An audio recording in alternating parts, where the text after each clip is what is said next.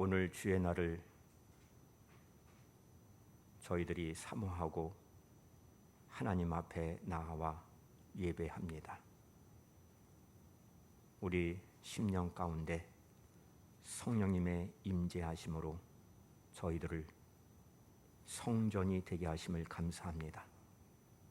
이 시간 하나님의 위로가 필요합니다.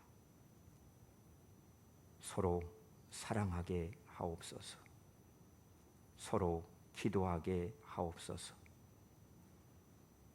이 시간 성령 하나님 강권적으로 저희들을 붙들어 주시고 말씀에 은혜 맞는 귀한 시간 되게 하여 주옵소서. 모든 성도들을 주님 기억하여 주시고 사랑하여 주시고 있는 그곳에서 주님을 바라보게 하옵소서. 모든 영광을 하나님께 올려드리며 예수님의 이름으로 기도드리옵나이다. 아멘.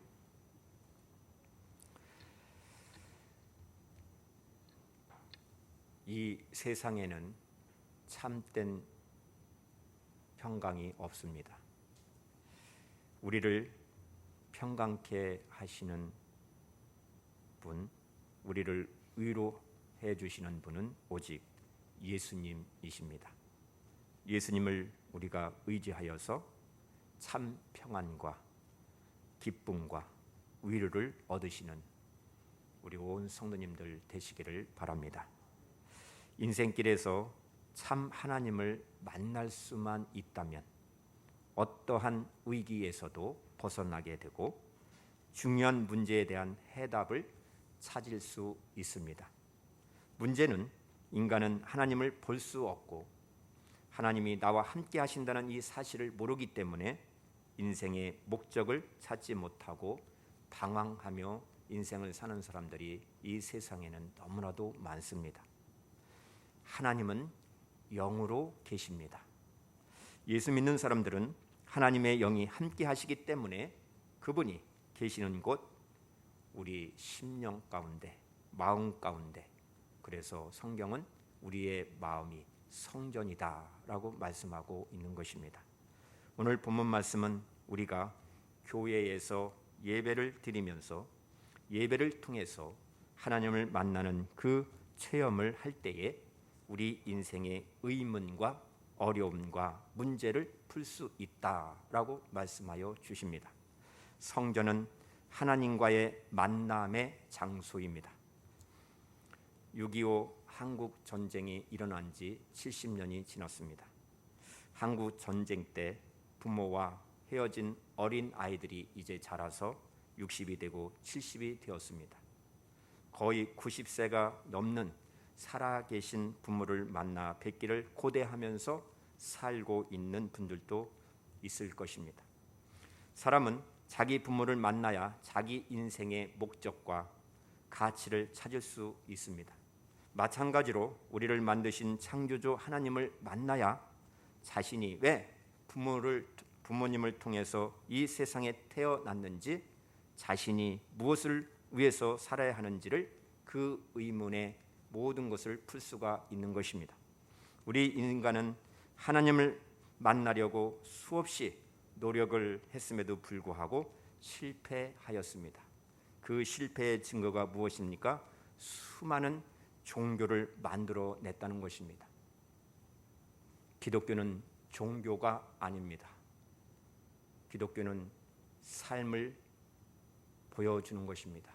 예수님의 성품을 담고 예수님처럼 살다가 하나님 부르심에 순종하며 영생의 하늘 천국문을 천국에 들어가게 되는 것입니다. 본문 16절 말씀을 보십시오. 예배자가 된다는 것이 너무나 소중함을 말씀하고 있습니다. 너희는 너희가 하나님의 성전인 것과 하나님의 성령이 너희 안에 계시는 것을 알지 못하느냐. 사도 바울은 고린도 교회 성도들을 향하여 너희가 하나님의 성전인 것과 성령이 너희 안에 계시는 것을 알지 못하느냐라고 묻고 있습니다. 여기서 성전은 하나님과 성도가 만나는 장소를 뜻합니다. 고린도 교회는 많은 문제를 가지고 있었던 교회였습니다. 영적으로 성숙하지 못해서 세상 사람들과 구별됨이 없이 행동을 하였고 사람들을 내세워서 분열을 일으키기도 하였습니다. 세상 풍습을 따라갔고 우상에게 바쳐졌던 제물을 먹느냐 먹지 않느냐 이러한 문제를 가지고 서로 다퉜습니다. 음행에 빠진 자들도 있었습니다. 그럼에도 불구하고 사도 바울은 하나님이 사람을 만나시는 곳이 바로 성전이다라고 밝히고 있습니다. 그렇다면 하나님은 어떤 방식으로 우리를 만나 주실까요? 하나님은 우리 가운데 성령을 주심으로써 만나 주십니다. 사람이 하나님을 만난다는 것은 큰 희망인 동시에 위로가 되는 것입니다. 1948년 중국이 공산화되면서 선교사를 다 쫓아냈습니다. 신학교가 문을 다 닫고 목사는 감옥에 갇히고 예배당은 폐쇄되었고 극심한 고난의 시절을 지내게 되었습니다. 그때 중국에 있던 각 교회는 진정 예수님이 살아계신 교회인지 아닌지가 그대로 드러나게 되었습니다. 살아남은 교회도 있었고 사라진 교회도 있었습니다. 오늘 우리도 정신을 바짝 차리고 준비해야 합니다. 무엇을 준비해야 합니까? 하나님의 성전인 교회를 교회답게 세워야 합니다. 우리가 하나님의 성전이라는 말은 그리스도인, 성도 한 분 한 분 안에서 교회 공동체 안에서 성령 하나님이 거하신다, 내주하신다라는 사실을 분명히 알고 신앙생활을 해야 합니다. 이 말씀이 얼마나 놀랍고 충격적인 말씀인지 우리는 깊이 생각해 봐야 합니다. 세상 사람들은 도저히 알지 못하는 비밀입니다. 보이지 않으니 알 수 없는 것입니다. 그런데 세상 사람뿐만 아니라 그리스도인들 중에도 모르는 사람들이 너무나 많다는 것이 문제이죠. 성령께서 보이지 않으시니 잃어버리는 것입니다. 그 전형적인 현상이 바로 시기하는 것이고 질투하는 것이고 편을 만드는 것입니다. 이것이 얼마나 두려운 일인지 모르기 때문에 교회에서 그렇게 하는 것입니다. 사도 바울은 그런 일이 하나님의 성전을 파괴하는 일이다, 예수님의 몸을 찢는 일이다 라고 말하고 있습니다. 본문 17절 말씀을 보세요. 누구든지 하나님의 성전을 더럽히면 하나님이 그 사람을 멸시하시리라. 하나님의 성전은 거룩하니 너희도 그러하니라 라고 말씀합니다. 어느 누구든지 하나님의 성전을 파괴하면 하나님께서도 그 사람을 멸시하신다고 말씀하고 있습니다. 여러분, 교회를 그저 사람들이 모이는 그러한 장소로만 생각하면 절대 안 되는 것입니다. 사도 바울이 예수 믿기 전에 스데반을 죽이고 다마스커에 있는 또 다른 예수 믿는 사람들을 체포하기 위하여 가던 도중에 빛 가운데 나타나신 예수님을 만나게 되었습니다. 사도 바울이 누구이십니까? 라고 물으니까 내가 핍박하는 예수다 라고 주님께서 말씀하셨습니다. 예수님께서는 교회를 자신과 동일시하셨습니다. 바울은 교회를 핍박하였는데 사실은 예수님을 핍박하였던 것입니다. 그러므로 교인들 사이에 시기하고 다투고 싸우는 일에 연관되어 있으면 안 되는 것입니다. 조심해야 합니다. 특히 교회에 관계된 일들을 이야기할 때 비판하는 그러한 이야기를 조심해야 합니다. 왜냐하면 교회는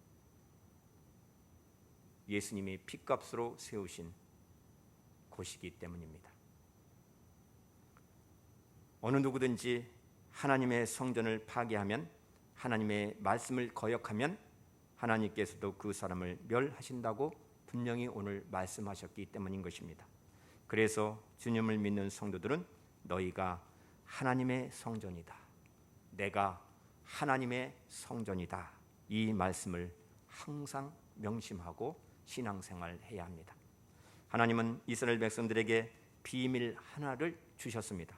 바로 이스라엘 백성들이 만든 집의 성막에, 예루살렘 성전에 하나님을 모시는데 성공하였던 것입니다.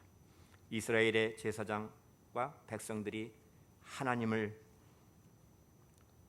말씀을 소중히 하고 그렇게 살다가 하나님 말씀을 죽기로 각오하고 순종하면서 살았습니다. 그때 이스라엘 백성들은 성전에서 하나님을 만나는 경험을 하였던 것입니다. 하나님께서는 이스라엘 백성들에게 말씀을 주시고 그들의 죄를 다 용서해 주셨습니다. 그들에게 새롭게 출발할 수 있도록 가나안 복지를 주셨습니다. 비전의 땅, 축복의 땅 가나안 복지에서 예배자가 되도록 하나님은 그들을 인도하셨습니다. 그런데 이스라엘 백성들에게 큰 위기가 찾아왔습니다. 하나님의 아들이 인간의 몸을 입고 이 세상에 오신 것입니다. 하나님의 능력이 인간의 육체 가운데 임하셔서 죽음을 무릅쓰고 하나님의 말씀을 자신을 쳐서 복종시키심으로써 십자가를 지심으로써 참 인간으로 사셨습니다. 그리스도는 우리를 위해서 십자가의 상에서 죽으시고 구원의 역사를 이루셨습니다. 그리고 부활의 능력으로 소망을 주시고 우리에게 보혜사 성령을 보내주셨습니다. 보혜사 성령은 얼마든지 우리 안에 오실 수 있는 그리스도의 영이십니다. 하나님은 우리가 하나님께 예배를 드릴 때, 하나님의 이름으로 모일 때, 하나님께서 함께 하실 때 성령을 우리 가운데 주셔서 한 마음이 되게 하시고 우리에게 하나님의 말씀을 듣게 하시고 우리 모두에게 하나님의 은혜와 기쁨으로 충만하게 하시고 위로해 주십니다. 이것이 바로 우리가 하나님과 만나는 것이다 라고 사도 바울은 설명하고 있는 것입니다. 예배를 통해서 말씀 가운데 하나님과 만나면 인생의 의문이 풀리는 것입니다. 내 삶의 목적이 분명해지는 것입니다. 그래서 하나님의 성전은 거룩하니 너희도 그러하니라 라고 말씀하는 것입니다. 누구든지 하나님의 성전을 더럽히면 교회에서 예배나 모임을 이교 사상으로 변질시키고 인간의 철학으로 오염시킨다라는 것입니다. 과연 하나님 앞에서 우리가 거룩할 수 있을까요? 불가능할 것입니다. 만약 우리에게 구약시대와 똑같이 요구하신다면 살아남을 자가 거의 없을 것입니다. 하나님의 가장 무서운 벌은 죄를 그냥 내버려 두시는 것입니다. 하나님의 백성이 죄 용서함을 받지 아니하고 오래오래 이 세상에서 무거운 짐을 지고 사는 것입니다. 예를 들어서 소금의 벌이 무엇일까요? 소금은 그 맛을 잃고 소금으로 그냥 있는 것이 가장 큰 벌일 것입니다. 짠맛을 잃었으니 결국은 소금이 아니지요. 오늘날 교회와 목회자와 성도가 그 맛을 잃으면 그냥 내버려 두심은 버림을 받는 것이다 라는 것을 이야기하고 있습니다. 따라서 우리는 예배를 소중히 해야 합니다. 모든 예배 때마다, 어떠한 예배 때마다 하나님을 만나야 하고 주님과 연합해야 하는 것입니다. 그렇습니다. 우리가 하나님의 성전입니다.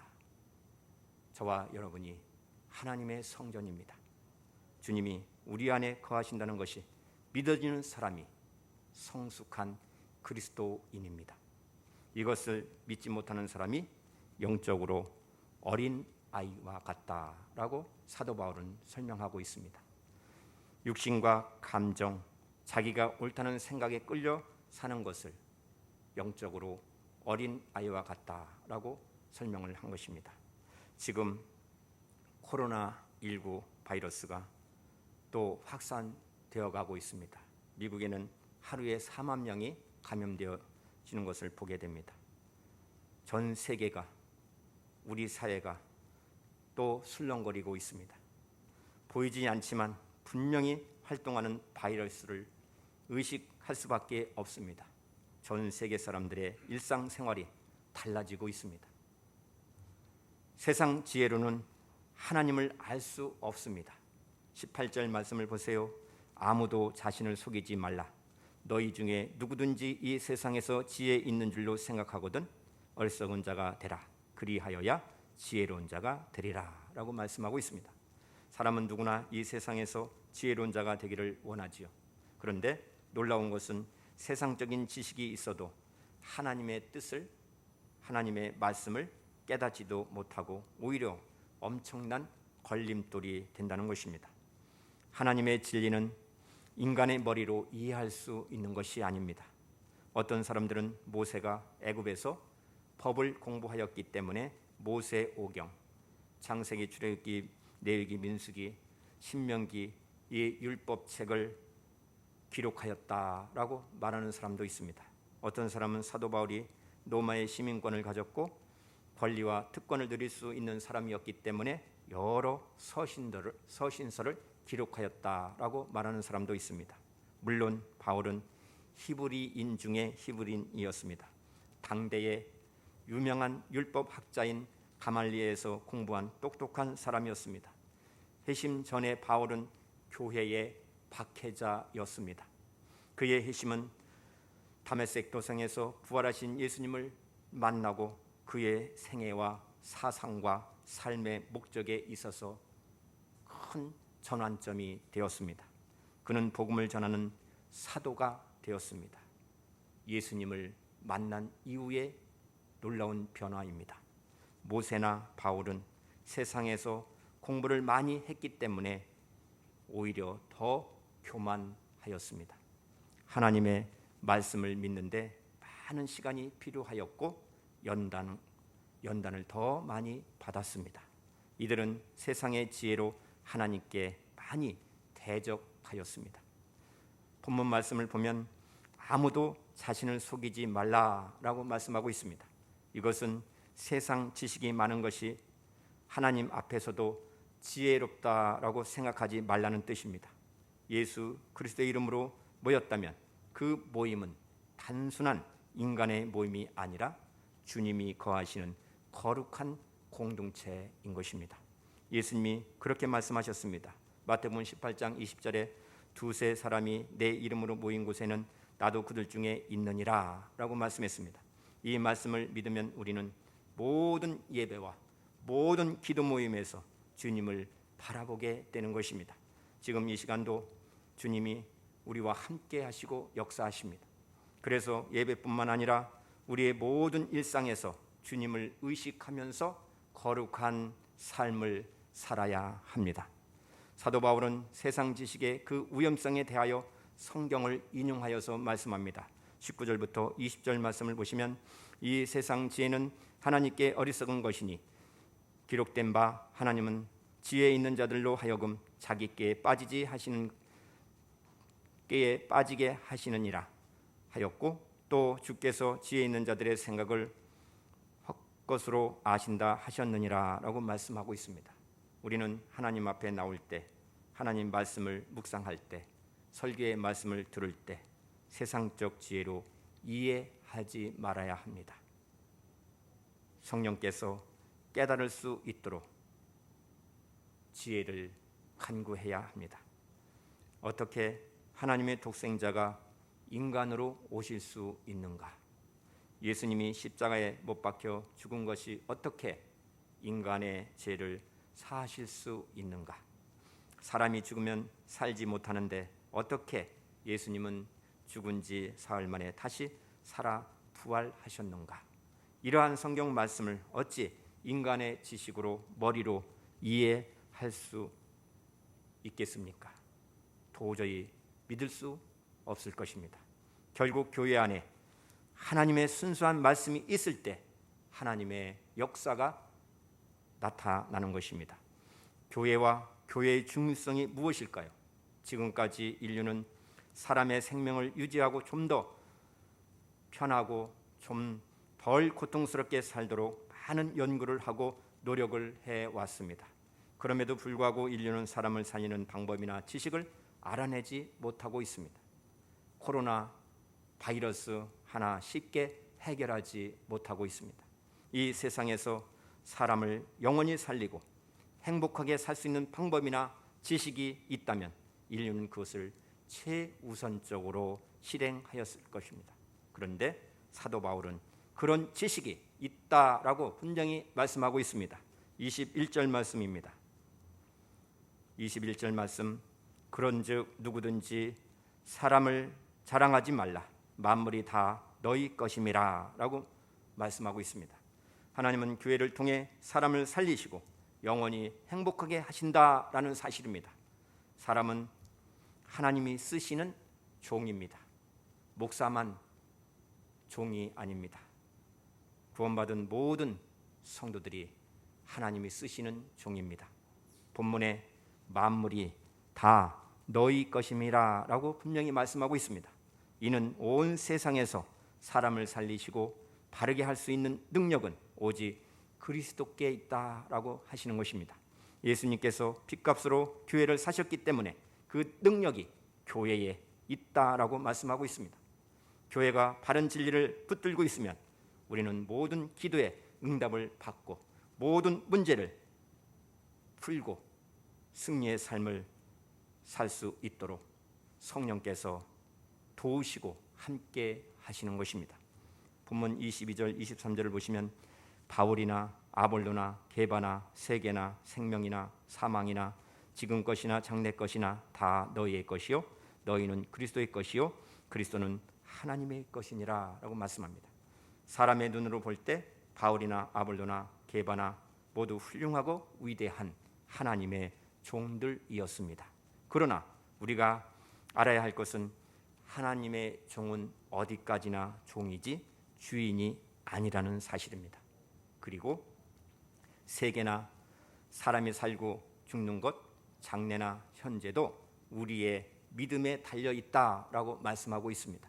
우리가 하나님 앞에서 바른 성전으로 세워지기만 한다면 세계나 생명이나 죽음이나 장래 일까지도 우리가 기도한 대로 이루어 주신다라는 말씀인 것입니다.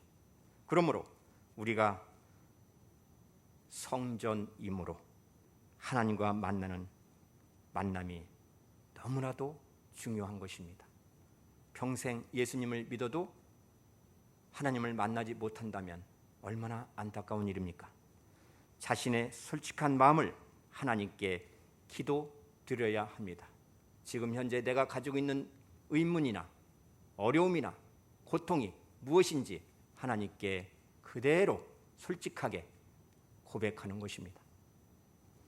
친한 친구나 부부가 마음속 있는 것을 다 솔직하게 나누듯이 바울은 성도들에게 그들에 대한 그 자신의 마음을 그대로 하나님께 표현해야 한다라고 강조하고 있습니다. 그래서 사도 바울은 성도들에게 이렇게 표현을 하고 있습니다. 너 없이는 나 못 살아. 우리는 하나야. 살아도 함께 살고 죽어도 함께 죽어야 돼. 우리는 함께 가야 돼. 라고 말하는 것입니다. 그리고 바울은 자신이 겪고 있는 근심과 고난을 하나님께 그대로 말씀드리고 성도들과 함께 나누기를 원했던 것입니다. 그래서 고린도 교회에 편지를 보내게 된 것입니다. 바울은 전도 사역을 하면서 얼마나 힘들었는지, 얼마나 두려웠는지 자신의 근심과 낙심을 하나님께 기도로 표현하였던 것입니다. 그래서 오늘날 목회자와 성도들과의 솔직한 의사소통이 매우 중요한 것입니다. 우리는 서로의 아픔을 함께 나누어야 합니다. 기쁨도 함께 나누어야 합니다.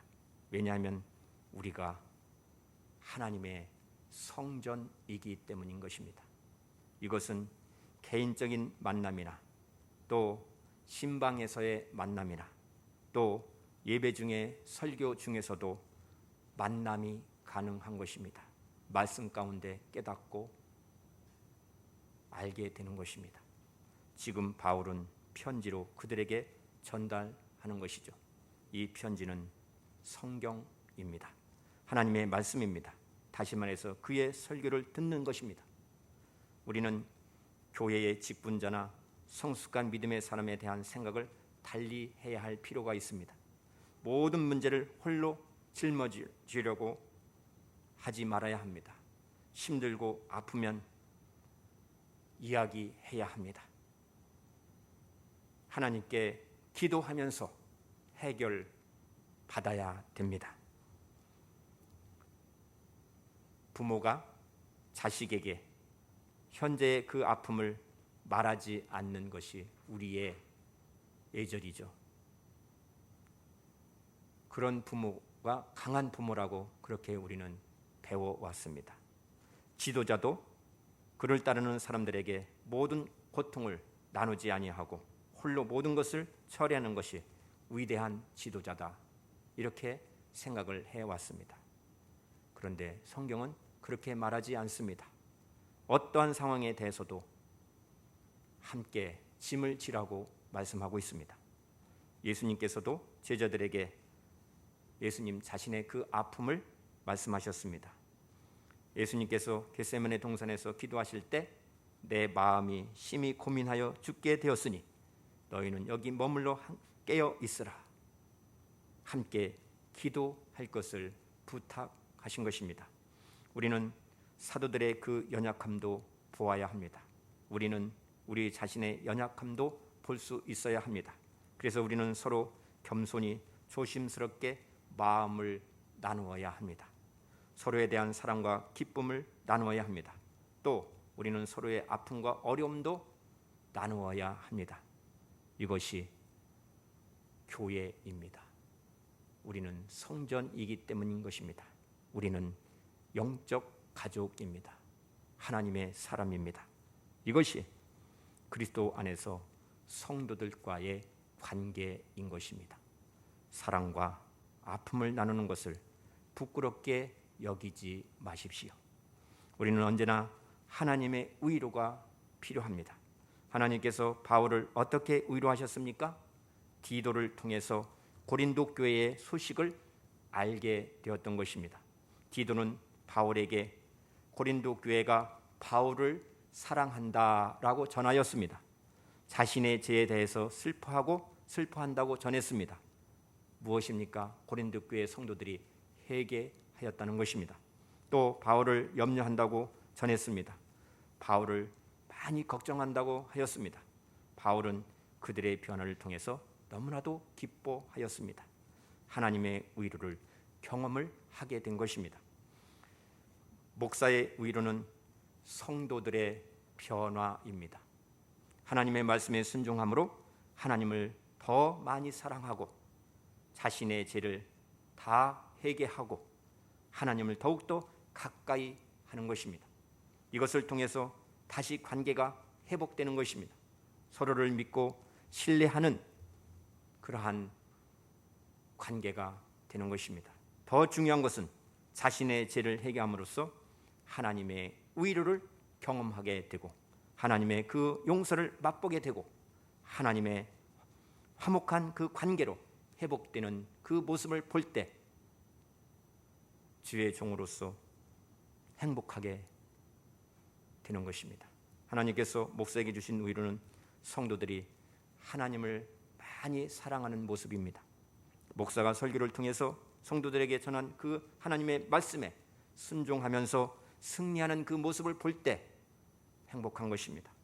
목사와 성도의 신뢰는 깊은 관계는 인간적인 관계가 아닙니다. 서로 하나님의 말씀을 순종하고 하나님을 사랑할 때 오는 관계인 것입니다. 이것은 성도들 간에도 동일한 것입니다. 우리가 하나님을 사랑할 때 하나님의 말씀에 순종하고 하나님께 헌신할 때 서로의 관계가 더욱더 깊어지는 것입니다. 그리고 신뢰하면서 서로 위로하게 되는 것입니다. 이것은 부모와 자녀의 관계에도 마찬가지로 나타납니다. 부모가 하나님을 사랑할 때 자녀들이 하나님을 사랑하게 되고 하나님을 의지하게 되고 하나님께 순종함으로 기쁨이 충만한 자녀로 성장하게 되는 것입니다. 서로에게 큰 위로가 됩시다. 이것은 부모를 공경하고 형제들끼리 사랑하고 자신의 일에 최선을 다할 때 나타나는 것입니다. 성도는 무엇을 알아야 합니까?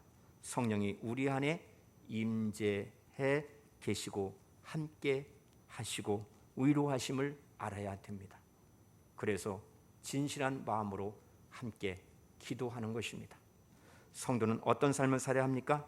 우리가 하나님의 성전이기 때문에 거룩한 삶을 살아야 한다라고 말씀하고 있습니다. 그래서 우리는 날마다 그리스도를 자랑해야 합니다. 따라서 우리의 위로는 고난 속에서도 혹은 죄를 짓더라도 회개하여서 하나님을 신실하게 믿는 것이 우리의 위로가 되는 것입니다. 감추지 마십시오. 내놓고 문제를 함께 풀어가야 합니다. 다시 말해서 예수님을 잘 믿는 것이 바로 하나님의 위로인 것입니다. 우리는 즐겁게 하나님을 섬기고 따라야 합니다. 우리가 서로 사랑해야 합니다. 우리는 하나님의 성전이기 때문입니다. 기도합니다. 은혜가 충만하신 하나님 아버지, 예수님의 십자가 대속의 은혜로 우리의 죄를 깨끗하게 씻겨주시고 용서하여 주시고 거룩하게 하여 주시오니 감사를 드립니다. 하나님의 말씀을 순종함으로써 언제나 하나님의 위로가 되게 하여 주시옵소서. 우리가 하나님 앞에서 바른 성전으로 세워가게 하시고 예수님께서 핏값으로 사신 이 교회를 능력 있게 하셔서 우리 교회가 바른 진리의 말씀을 붙들고 모든 기도의 응답을 받고 모든 문제를 풀고 이기는 승리의 삶을 살 수 있도록 성령께서 도우시고 함께하여 주시옵소서. 우리 주 예수 그리스도의 이름으로 기도드리옵나이다. 아멘.